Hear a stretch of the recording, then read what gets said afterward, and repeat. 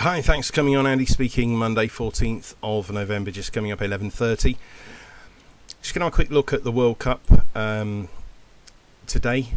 I thought this is something which is decent. This is on the Daily Telegraph website. I'm not a member, but you can get this for free. I think it's it saves a bit of writing, doesn't it? I mean, I thought we'd start with this. What you do is you click the teams. What I'll do is I'll reset it and we'll go through it. So, I mean, this is purely on figures. Not my own sort of thinking. That's why I think Group A is going to finish. I think Group B. I think USA will pit Wales. Argentina. I think that's a tough group. I really do. We'll talk about Argentina in a minute because there's so much fuss about them, and I'm not with it, but we'll come to that. Group D, I think France from Denmark, tough group again. Wouldn't be surprised if Denmark did win the group and France grew into the tournament, but we'll see. I think Spain, Germany, real tough to call, but on my figure, Spain are ahead of Germany, so I have to side with Spain. Group F. Again, I think that's a bit of a spin of a coin, Belgium, Croatia, but because Belgium, on my figures, are highest rated, I have to put them in top. Brazil, Serbia. Again, I'm not saying that's a gimme for Brazil. I do think they'll win the group, but it's certainly not a gimme. I think Serbia have got a real decent squad. I really do. And Group H, I think that's a tough group to call as well. But again, my figures indicate Portugal, Uruguay. So then we end up with a round of 16 like this. I mean, this is according to my figures. So, have a look yourselves and see what you think. Now, I just concentrate on this game first because, as I say, there's been so much fuss about Argentina. I don't subscribe to it. We'll look at why in a minute. And you want 11-2. You are being asked to take 11-2 at the moment, right? So 11-2. You've got to beat Poland and Mexico first off. Then they've got to beat Denmark. I think Holland will beat USA, by the way. We'll do these next. We'll just run through these. That's why I think. So just bear in mind, Argentina got to beat Poland and Mexico. Then they've got to beat Denmark, which is certainly no gimme. Then they've got to beat the Dutch.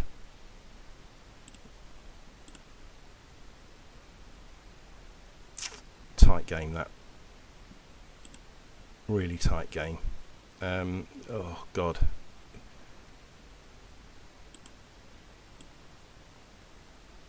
So for Argentina to win this tournament, they've got to beat Poland and Mexico, then Denmark, then Holland, then Brazil, which I don't think they'll do, and then that's what we come. That's how I see it. On my figures. So 11-2 about Argentina. Okay, let's say Argentina did beat Brazil. They've then got to beat France. So that's all assuming France get there, but I mean, I'm speaking hypothetically. That's all we can do. So that's France, Brazil, Holland, Denmark, Poland, and Mexico. I would want far more than 11-2 for Argentina to win all of those games. So I don't see Argentina winning this tournament. I do think they'll go well, and 6% of people agree with me. 27% of people Argentina. 8% think England are going to win. That's really interesting. So 8% people think England are going to win. That's 2% more than France. I suggest those 8%. Well, I'm not going to say what I suggest, but go and do something else. But anyway, that's how I see the round of 16, and that's how my figures predict the winners. That game I can see going either way, though. That's a tough game as well, isn't it? Crikey! I mean, if you got to a quarter-final lineup like this, that's a massive game. All these are massive games. It's massive games in the last 16, to be honest, isn't it? I mean, you know, could you see USA beating Netherlands? No. Senegal, England. I just favour England. That's a real tough matchup. France should win. That's no gimme either, and that's no gimme either there. You know, I mean, it isn't beyond the realms, is it, that we could end up with something like this? You know, I mean, because there will be a shock or two. I don't believe for 1 minute the teams that I put up first of all will, you know, when I went down like this, that's my figures that say that those will be the results. I don't believe for 1 minute that I'll call all 8 of those right. You know, that's why I sort of saying that it could go this way. You know, if you had a quarter-final lineup like that, and it isn't beyond the realms, is it? It's, you know, let's be totally honest about it. That isn't beyond the realms. And there you go. That's why one of the reasons why I fancy the Dutch, because in all honesty, I think that, you know, let's put it back to how I saw it. They're capable of seeing off Argentina. Make no mistake about that. We could end up with semi-finals like that. If we ended up with semi-finals like that, we'd be in an absolutely fantastic position, wouldn't we? So I think France will beat Germany, and then that game, I don't know. I have to say Spain. But again, I mean, you go and do your own thing on these guys. But that's, you know, as I say, my figures indicate to me that you know, that's what I would be looking at. Actually, Germany, I think, didn't I? So that's how I think the semi-finals will shape up. Again, we'd be in a good position there because we'd have Brazil and France on board. That is a real tempter, because they're 15-1 and I've made them, I think, 11. So I don't know what to do there, but yeah, go and have a go and do your own things. But that's purely on my figures, and as I say, that is how I see it on my figures. I don't know, Brazil France would be a really tough call, wouldn't it? I don't, you know, if it was Brazil France final, I'd just sit back and enjoy it. But that's how my figures predicts it. As I say, there will be things which are wrong there. I've got no doubts about that. I mean, that group could go completely the opposite way, couldn't it? You know, Spain could finish second to Germany. Serbia could win that group. This group, as I say, I think that's a real tight call. Wouldn't surprise me how that went. But that's how my figures say, and I have to trust my figures, because, you know, they usually do well at tournaments like this. We had the winner of the Euros, as I say. So, but let's have a look at some other stuff. I'll just quickly go back to the Euros. These were the group and knockout stages. 1, 2, 3, 4. We had 5 2-point win bets. 4 of them won. Really happy with that. If we can do something like that again, I'll be over the moon. Made 7.4 points, didn't we, on the actual matches? 27-14. I'd take that all day long. It'd be brilliant to have a World Cup like that. And as I say, this was a fantastic, not for England fans, but, you know, for financially, it was a very, very good tournament for us. You know, the team with the most value in won, so really happy with that. Right, quick look at the managers. As ever, don't overlook this. This is the most important thing. I don't care for players, and people say to me, "Oh, Argentina have got Messi." I couldn't care less about that. It means nothing. It matters nothing. It's all about this. That's what wins tournaments, and that's why I think I'm going to have to end up back in Portugal. As I say, when we went into the Euro 2020, remember I said who had the best pedigree? Roberto Mancini. Italy won. What happened to Tottenham when Conte took over? See, that's the importance of an elite manager. And for me, there's 4 elite managers at this tournament: Didier Deschamps, Tite of Brazil, Louis van Gaal and Fernando Santos. They are the 4 best managers at this tournament, based on what they've won previously, etc., etc. B-list managers, managers that are coming along, they've done okay, they've won things, they've still got it to prove on the international stage. Luis Enrique with Spain, Lionel Scaloni with Argentina. They did win the Copa America. They kicked Brazil off the pitch. That's not going to happen in this tournament, I can assure you. Roberto Martinez won an FA Cup with Wigan. That's why I've got him there, because I really do give that a decent figure. Hansi Flick won the Champions League with Bayern Munich. I'm not too sure about his record with Germany. Kasper Holman, Denmark, and Diego Alonso of Uruguay. Southgate's a C-level manager. I can't put him up to a B-level manager because he's won nothing. And sadly, whenever we've got close, we've failed. And I'm sad to say I can't. That's my level of enthusiasm with England. Right, we'll go through the figures quick and then we'll have a look at those games on Monday.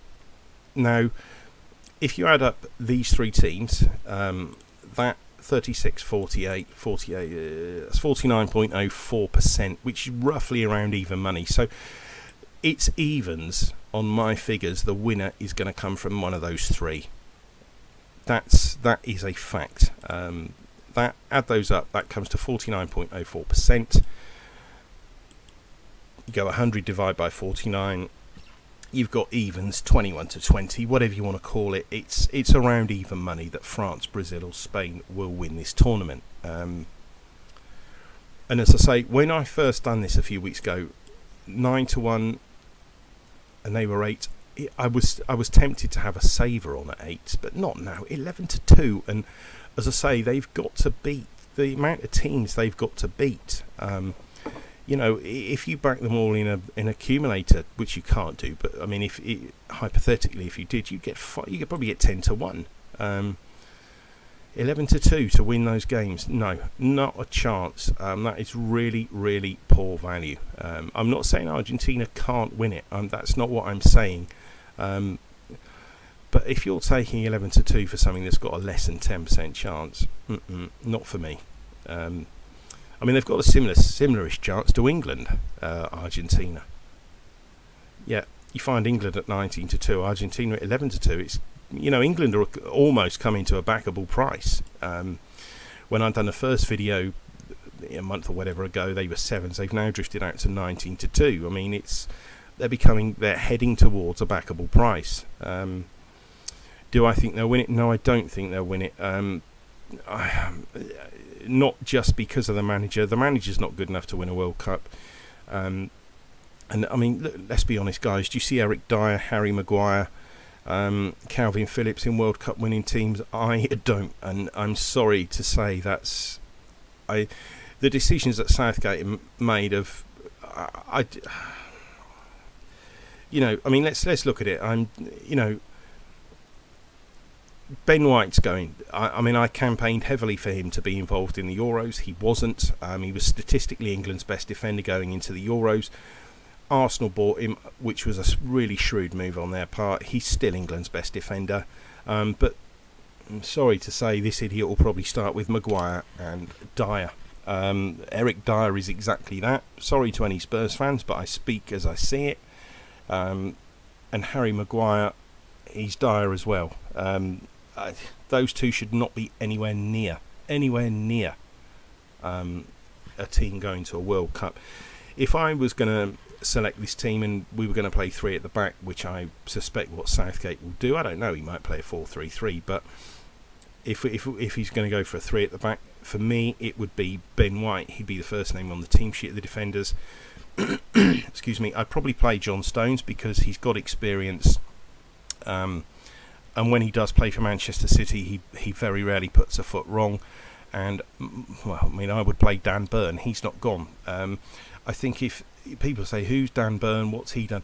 Go and look at Dan Burn's statistics, and he's the wrong side of 30, Dan Burn. But go and look at the level of his game since he's been coached by Eddie Howe. He was good at Brighton. He's now at Newcastle. Dan Burn is absolutely England's second best centre-back on figures this season, and he's not even in the squad. And that is what frustrates me. We seem to have this little cosy clique, don't we, of Harry Maguire and Calvin Phillips. I'm not knocking the guys. You know, they're just not good enough. How many times has Calvin Phillips played for Manchester City? You know, and that's my concern. I think Kieran Trippier will start on the right. I think he's different class to Trent Alexander-Arnold, etc. I think left back will have to be Luke Shaw. I would have liked to have Ben Chilwell in there. The midfield two, they pick themselves, don't they? Jude Bellingham and Declan Rice. And the front three, my front three would be Saka, Kane, and either Raheem Sterling or Foden. I'd probably just side with Foden. Sterling looks disinterested in football. I mean, another one, why hasn't Ivan Toney gone? He's taken Rashford. I don't understand that. I've got nothing against Marcus Rashford. God, I just don't. Shouldn't be anywhere near a side that's playing in a World Cup. And I'm not just digging out Manchester United players before people say that, you know, because there's players from City, Tottenham that shouldn't be going. You know, it just worries me about the setup. But as I say, Dan Burn's not there, Ivan Toney's not there, so we've just got to forget them. But Dan Burn, as I say, should have been on that plane, as should have Ivan Toney, and in place of Harry Maguire and Marcus Rashford. And that is not a dig at Manchester United, because I've got no interest in Premier League teams, as you know.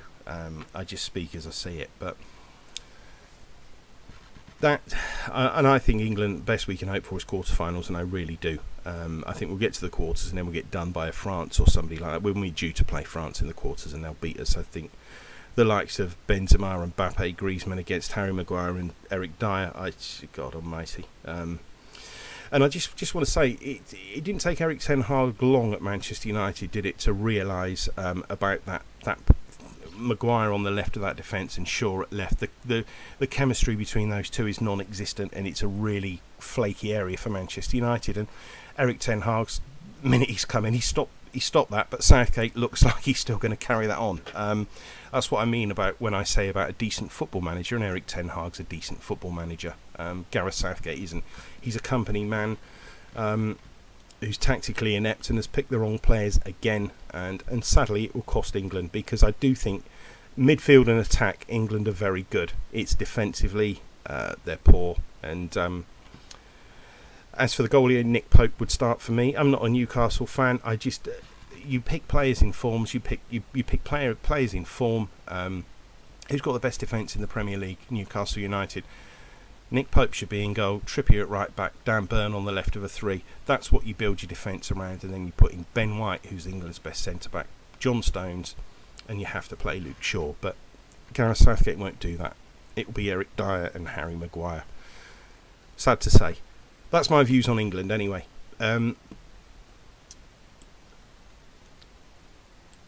These aren't the master ratings, these are the pots. If you look from 1974 onwards, everyone bar one has come from pot 2, pot 1. Argentina in pot 2 in 86, but that tournament was in South America, and that's another thing which Argentina have got to overcome. They've only ever won the World Cup when it's been in South America. They did reach the final when it was in Europe in 1990 against Germany, a final which I think should have been Italy, England by the way. And they reached the final in South America in 2014. So you can see Argentina, by that 1990 performance, it's all been about South America, and that's something else they've got to overcome. So when you're taking or thinking about taking 11-2 or getting sucked into this Messi's great thing, just stop and think about that. They only ever win in South America. There's my bets I've had at the moment. And I say at the moment because there are a couple of teams which are on my mind. And I just type them in now.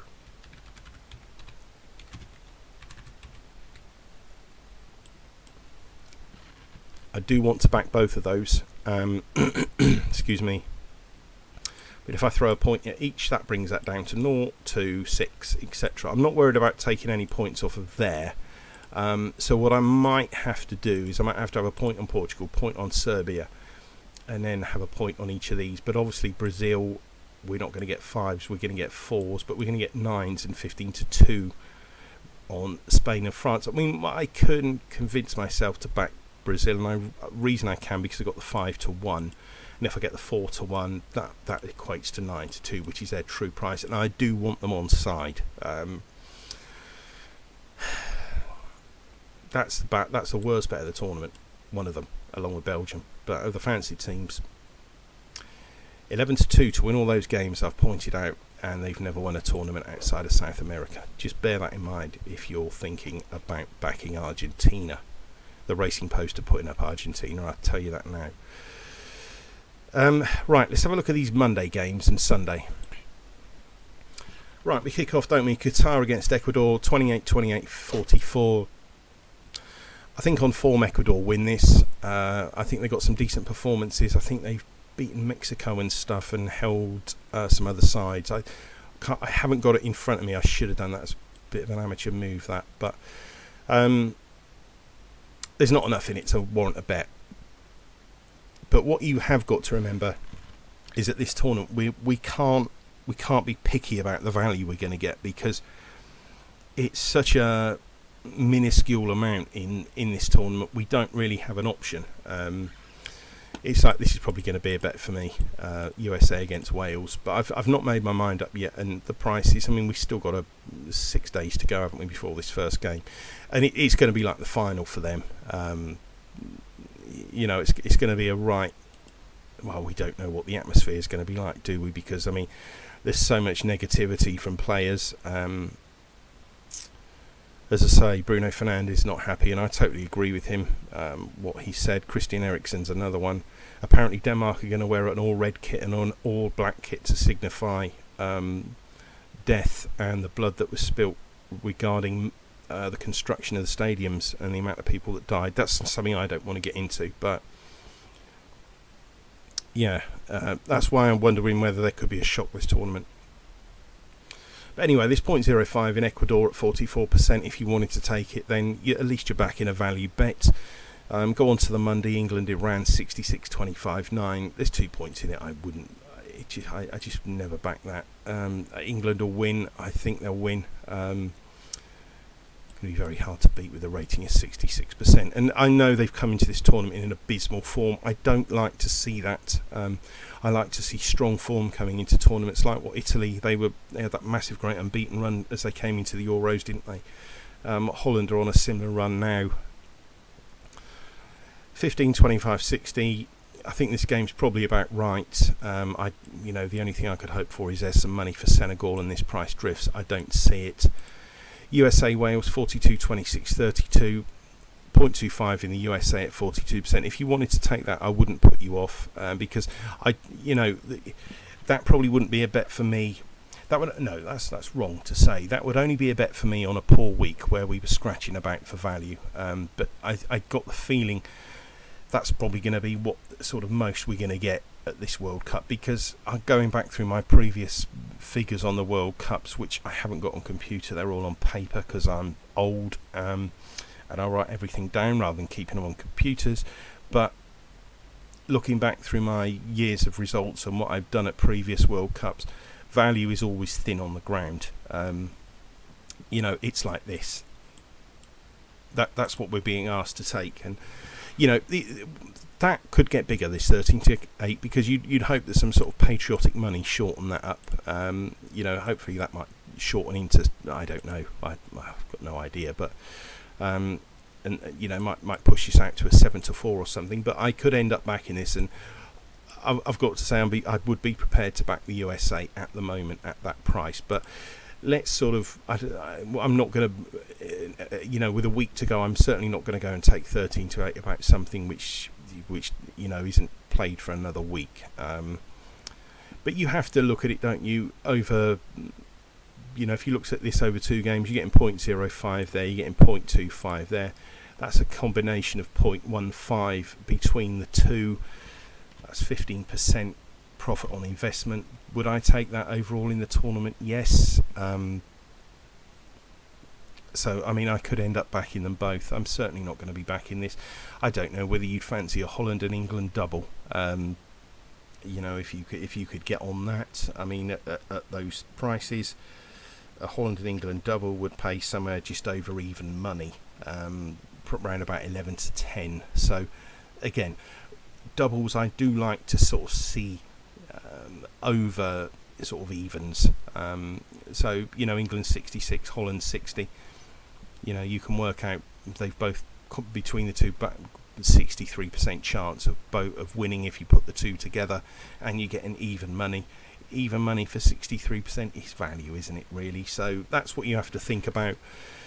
It's difficult, but I certainly wouldn't put you off Ecuador. I certainly wouldn't put you off the USA, and I wouldn't put you off an England-Dutch double. I might do that, and as I say, when we go back through our old stuff in the Euros, we had some doubles. Just quickly go back to that. We had a double there. What lost? That double won. That was a strong double, 2 points.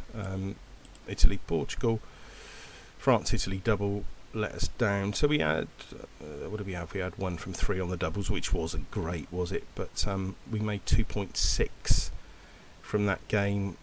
We lost a point there, and we lost a point. So we made 0.1 on 3.5, 4.5. So nothing, you know, nothing brilliant in terms of profit on investments. But if you look, I had some double chance bets. I had the win to nil bets. I think they done well from what I remember. We had 1, 2, 3, 4, 5, 6. We had 6 win to nils. 3 of them came off. 5 to 4, 11 to 8, 11 to 10. So we made on those some half time, full times. We had 1, 2, 3, 4. 3 of them won. 3 of them were Denmark. Oh, I remember now. Denmark were always quicker out the traps. We had 7 to 4, 2 to 1, 13 to 5. Very, very good. Some nice bets. And as I say, in 3 weeks, 7.4. I'd take that. You know, if we were going to go, you know, over 3 or 4 weeks, point a week's enough, isn't it? And then hopefully pick the winner. But you can just see through looking at that, we weren't sort of taking overly, like these threes on were being asked to take. That was 6 to 10. That's the shortest price we had.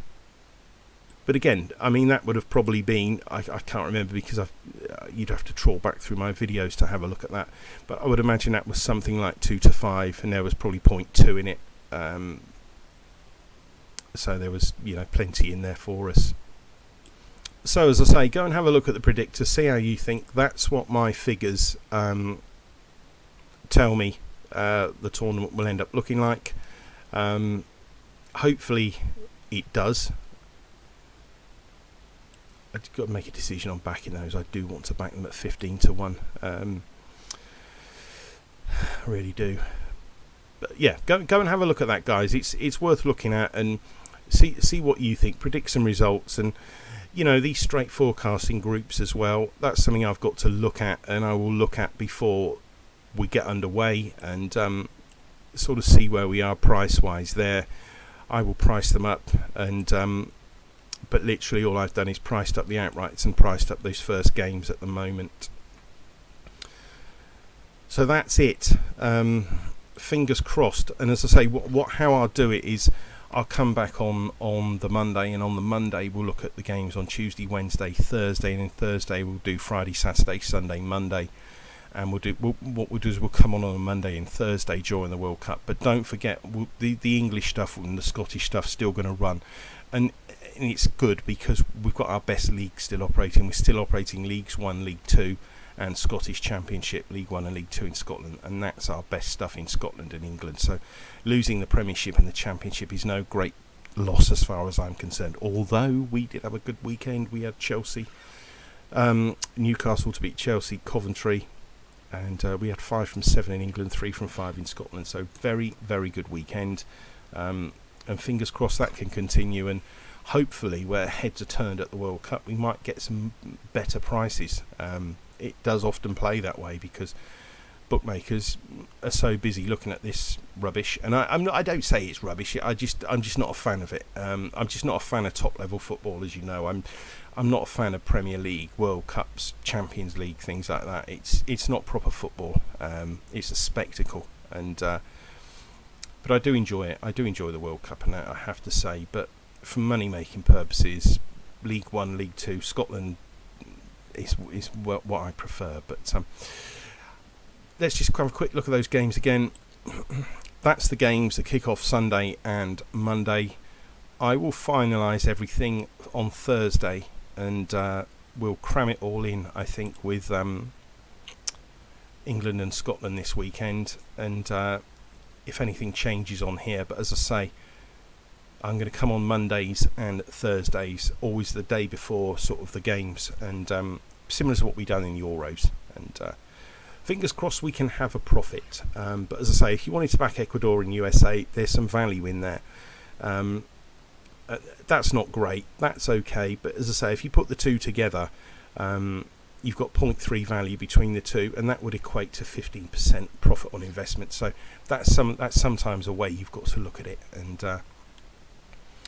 maybe a double on England Holland, because as I say, that pays slightly more than evens, and I think England should certainly beat Iran and Holland should beat Senegal. So, but that's up to you. I will put any bets up on the Thursday, which I'm having, and we'll do a results section like we've done at the Euros, and we'll check in with that all the time. So, fingers crossed, guys. That's it. I'll be back Thursday. Bye for now.